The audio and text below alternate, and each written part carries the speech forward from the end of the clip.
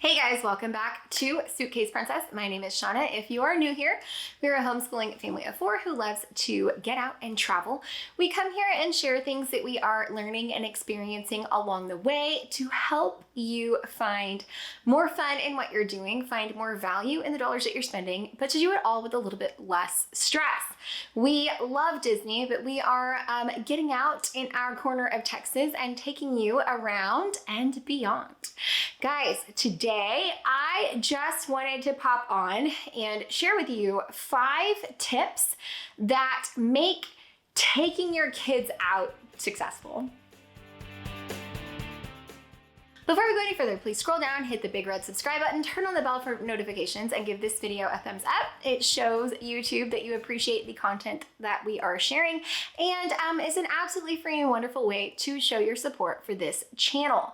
Now, we recently went to the Museum of Fine Arts here in Houston, and we saw some amazing exhibits. We saw the MC Escher exhibit, and we were able to see the traveling portraits of the Obamas, which was totally amazing, stunningly gorgeous, and I'm so excited that we got to do that. But we did take our 10 and 5-year-olds with us.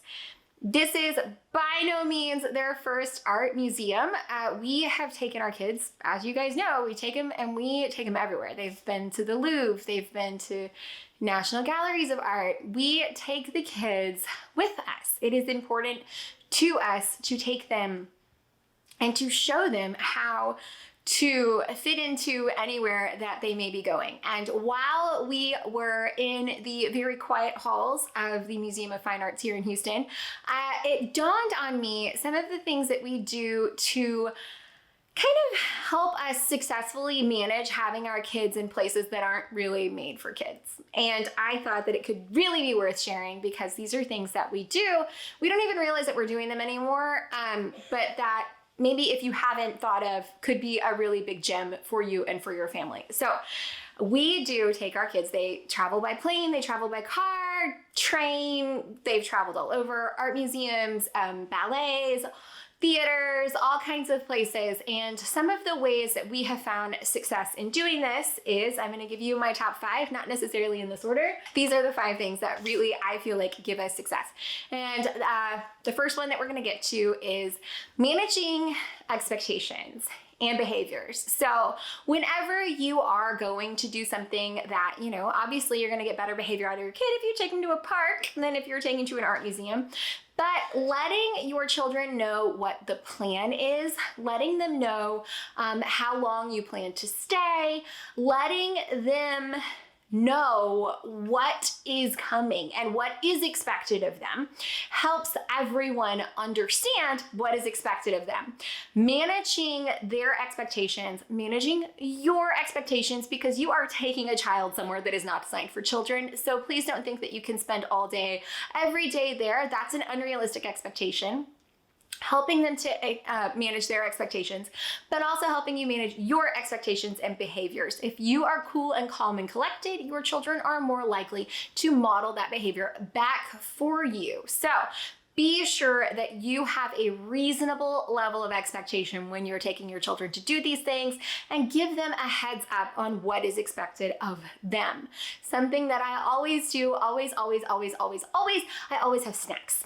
Always have snacks and water. We do not leave the house without snacks and water. Now, you cannot always take snacks and water into places, but if you know where the snacks and water are, if you have a plan for when the snacks and water are coming, then you know that you can find success. You may not be able to munch on fruit snacks as you're walking through the halls of an art gallery, but if you know that you have them in the car and as soon as we're done, you will release them to your children, it can be an absolutely huge help, because it never fails. Someone is plagued with starving or dying of thirst as soon as you get somewhere your kids don't want to be. Be sure that you have a snack and water plan. It saves the day so many times. Something else that falls right into this is that you need to be prepared. So What that means is that if you are going on a long car ride and you know that you're going to be stuck in the car for a long time, it's important to be prepared. I am not a huge fan of always giving our kids screens for entertainment. That just has never suited our family style very well. But we do sometimes, and they do have educational apps and games and things that they play. And we have the video screens in the car. But being prepared, we've got colored pencils because it's the car and the car gets hot, don't pack crowns. We have paper, we have books, we have I Spies, we have all kinds of things. Being prepared means that if there is an opportunity to kind of turn something around, change some behavior, you are prepared to either avoid it or to remedy a situation. Spare clothes, sunscreen, sunglasses, bug spray, anything that you might need to ensure success when you are out and traveling with your children. It's going to be very important that you've thought this through and you are prepared. Something that also helps an absolute ton is to praise your children. If they are doing something well, if they are doing something like they should be doing, continue to praise that. It doesn't help if all you do is you correct or punish their behavior or try to discipline them. You need to be praising it when they do it right, when they do it well. And if you can start doing that early, they're more likely to kind of feed into that. Like, I'm doing a great job. I know I'm doing a great job because mom and dad let me know that I'm doing a great job. Something that I think is really important is to give your children some control. So they need to know that they are in charge of their behavior. They need to know that they do have some say in what you're doing. So when you are laying down your expectations for the day, you need to also manage your expectations. You can't go into something thinking that you're going to be able to do it all. So if you can look at the, art gallery map ahead of time and say, okay, these are the things that are available. What would you like to see? We do the same thing when we go to the zoo. We do the same thing when we go to Disney. What is important for you? What is the one thing that you want to do? Because as a family, we've learned if my daughter wants to see tigers, I want to see elephants. We've got another friend who wants to see bears. If we can, yes, we saw tigers for you, but we need you to keep it together so that mommy can see elephants and your sister can see bears. It is important that they know that they are part of a unit, that we are doing our best to make sure that everybody gets their top picks. That is very important. It's also very important to give your children something that they can control. When we go to an art museum, can they touch things? No, they cannot. Do they know that because we've expressed that in our managed behavior? Absolutely. Do we take a small pencil and a notepad so that they can draw and touch things themselves? Yes, we do. We have found great success. If you are taking your children somewhere where they cannot touch things, give them something they can touch. Okay, so take it with you. Whether that, like I said, the little art pads and pencils have always worked wonders for us. And I will insert either some clips or some pictures to show you, but allowing your little artists to have their art themselves really makes a huge difference. I also try to give my children some autonomy, and not everybody's gonna feel comfortable with this. As far as I'm concerned, if I can see you and you are close to me and you are following the rules, it is good enough for me if we are like in a line. If you want to sit down, I'm okay with that. If we are in a room and you would prefer to go sit on the bench instead of following me around to look at every piece of art, I'm okay with that. If you would like to play I Spy with the art pieces, I'm okay with that too, as long as we can keep our voices down and do the things that we are expected to do in that setting. I am good with that.